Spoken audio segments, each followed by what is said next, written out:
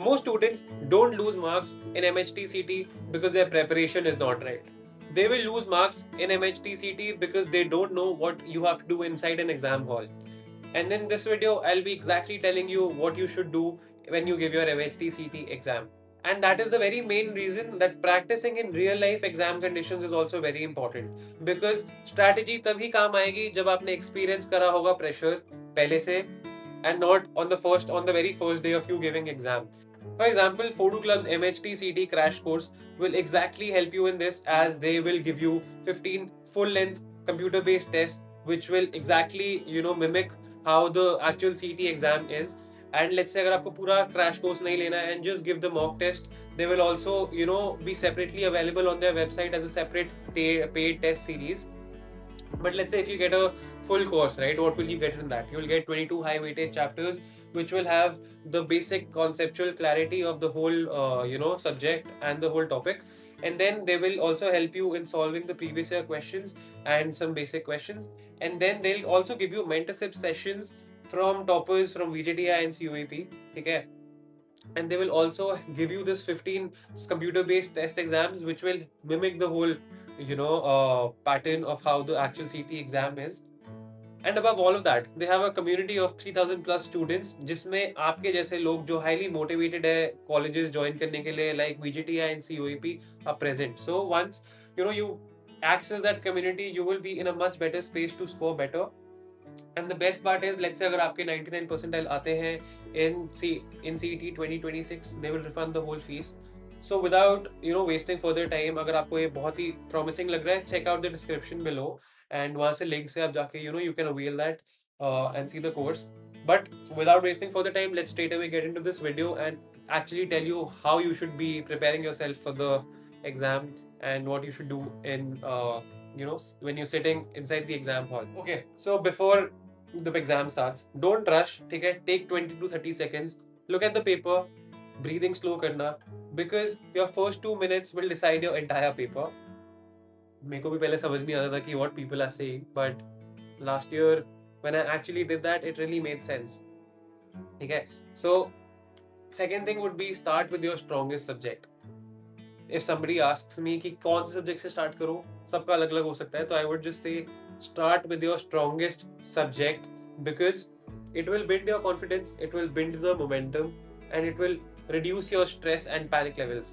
Because if you start with your weakest subject, then the whole time you'll be stressing and you won't be able to really put the amount of knowledge that you have inside the paper, because you'll be stressed. So हमेशा अपने strongest subject से start करना and then move on to a 3 type question rule. ये बहुत important part है, because ये आप क्या करना है इसमें, you divide the questions into 3 types. First would be easy, medium, difficult. तो जो easy वाले होते हैं उनको solve कर दो immediately, मीडियम वालों को लेटर के लिए मार्क कर देना, और जो डिफिकल्ट है उनको स्किप कर दो. ठीक है, बिकॉज यहीं पे आधे लोग मार्क्स खो देते हैं, क्योंकि गोल्डन रूल देखो सिंपल है. If a question takes more than 40 to 50 seconds, move on please, because this is a time based exam.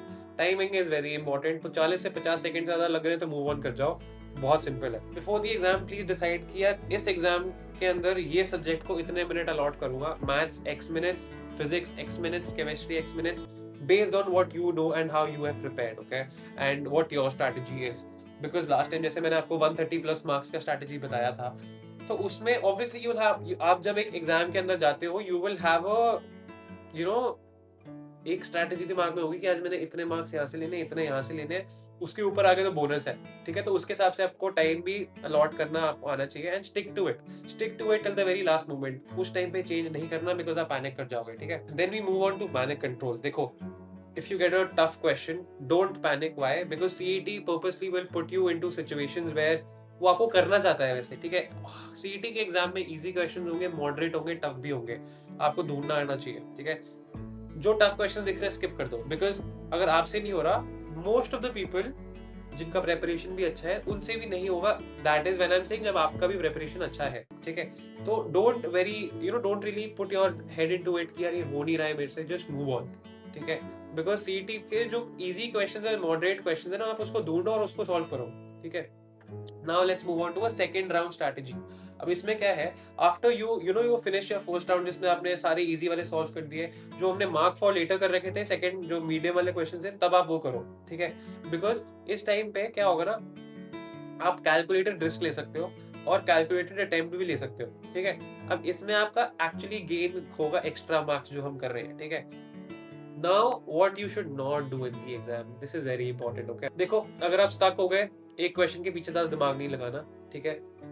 Changing strategy mid paper, let's say अगर आज मैंने बोला था कि मैं मैथ्स को 50 मिनट दूंगा, इसको इतने मिनट्स दूंगा, और फिर वहां पे जाके नहीं जी हमने तो चेंज कर लेना है, वो नहीं करना है, ठीक है। बिकॉज जो आप पहले से घर से सोच के गए आप वही करो, क्योंकि आप एटलीस्ट फिर आपका माइंड ना प्रिपेयर्ड रहता है उस चीज के लिए। तो अब हमेशा वो देखना और कंपेयर मत करना कि लेफ्ट वाला कैसे कर रहा है, राइट वाला कैसे कर रहा है, खुद पे फोकस करो, बहुत इंपॉर्टेंट है। आधे टाइम अगर आप ये कर लोगे ना, आपकी आधी प्रॉब्लम वैसे सॉल्व हो जाएगी, बिकॉज आप दूसरों को नहीं दिख रहे। Your competition is with your self, ठीक है।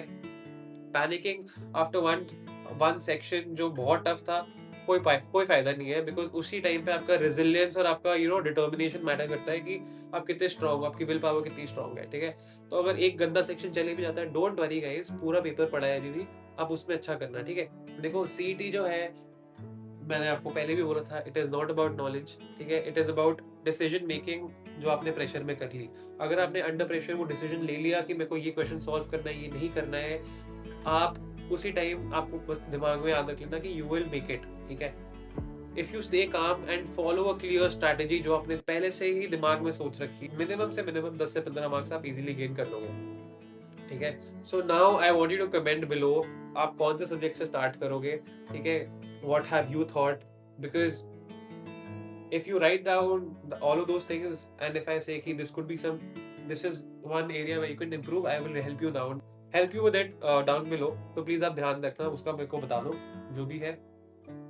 And I'm just going to tell you best of luck for exam, do well and just enjoy guys, ज़्यादा stress लेके कोई फायदा नहीं है करने का, नहीं होता, there might be something better for you out there, but just make sure that whatever you do it with all full honesty and give your best, ठीक है। give your best means जरूरी नहीं है कि 100 मार्क्स लाने हैं, जो भी है आपने बस इतना ध्यान रखना है, जितना आपने पढ़ा आपने उतना एफिशिएंटली वो एग्जाम दिया कि नहीं, बस वो मैटर करता है, because you will be true to yourself, ठीक है। so without wasting a lot of more time of you, because आप already पढ़ रहे होंगे अभी, I just wanted to motivate you in a way कि आप अच्छे से एग्जाम दो। तो best of luck and see you in another one guys, take care।